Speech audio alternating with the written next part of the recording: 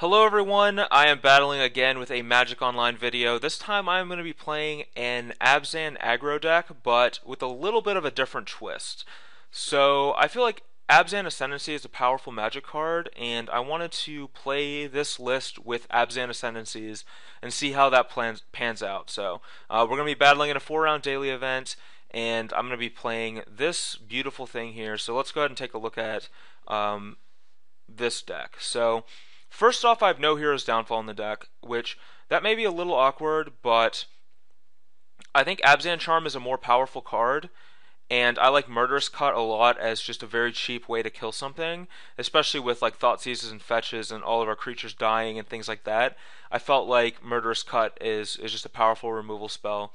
And one of the big keys to this deck is I want to have like good tempo. So I want all my spells to be relatively cheap and effective with like Abzan Ascendancy. So Hero's Downfall not only is it a little hard to cast with the mana sometimes, but it just isn't effective in terms of tempo. Whereas like Abzan Charm still is, because you can use Abzan Charm as a downfall to kill one of your opponent's creatures if you really need to. But putting two counters on your guys is great when you're attacking in as well. It's just a great tempo play. So I can attack with like an Air, a Death Dealer, and an Anafenza or something, and just my opponent could have 0 blocks. Whereas if I just have a downfall, maybe they have 2 big creatures and they can still profitably block or something. So there's a lot that Abzan Charm offers. Also, the ability to draw cards is relevant in super grindy matchups where they're going to be killing all of our creatures. As for the creatures themselves, I've added more Air of the Wilds because that card works really well with Abzan Ascendancy, making like your Fleecemane Lions 4/4s, your Herald 4/4s to trigger Ferocious. Just also being a death touch creature is just pretty strong anyway. Good with Anafenza, good with Rhino. And I have 2 Seeker of the Way, mostly because I have like 2 Mana Confluences, 4 Thoughtseize. I don't have any life gain because I cut Sorin. I don't have. I just have 4 Rhinos, I should say. It's the only way to gain life, and I feel like I could very easily lose games where I just do so much damage to myself and my opponent just burns me out, even if I have control of the game. So to that end, I have 2 Seeker of the Ways to try to recoup some of the life. They trigger off of Ascendancy and hit for 4. They can trigger off of a Bestow of Herald of Torment, which is pretty sweet, and they trigger off of any of these spells as well. Not a ton of spells, but enough to where I think that Seeker is fine. And then, as you see in the sideboard, we have another Seeker, and that's going to come in aggressive matchups where we probably also want Drown in Sorrow, so we're going to bring in a lot more spells in those situations as well. Probably Sorin too. So there's going to be a lot of situations where Seeker, Sorin, and Drown give us a lot of options against our opponents.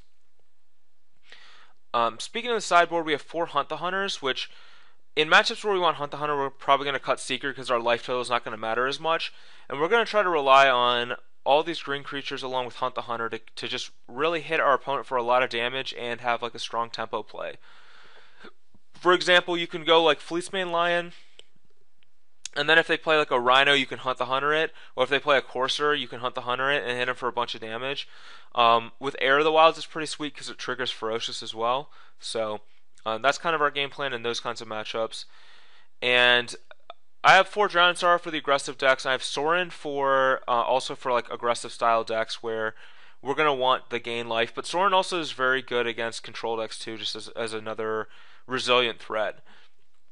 Couple of Despise, mostly for green decks, and a Miser's Downfall for like Elspeth, because this deck's pretty loose against Elspeth, but no one's really playing much Elspeth right now, so I think that it's fine to be loose against Elspeth, but I do want something in my sideboard to help. I can also potentially bring in Sorin against those decks too, that'll help a little bit as well. But yeah, this is the update on Abzan Aggro. I don't know how good this will be. I guess we'll find out in the games. I'm hoping that it's good because I like Abzan Ascendancy as a card. I think it's a sweet card. So I'm hoping that this deck ends up being pretty sweet. But let's go ahead and give it a shot and see how it plays out. And hopefully you'll enjoy this video.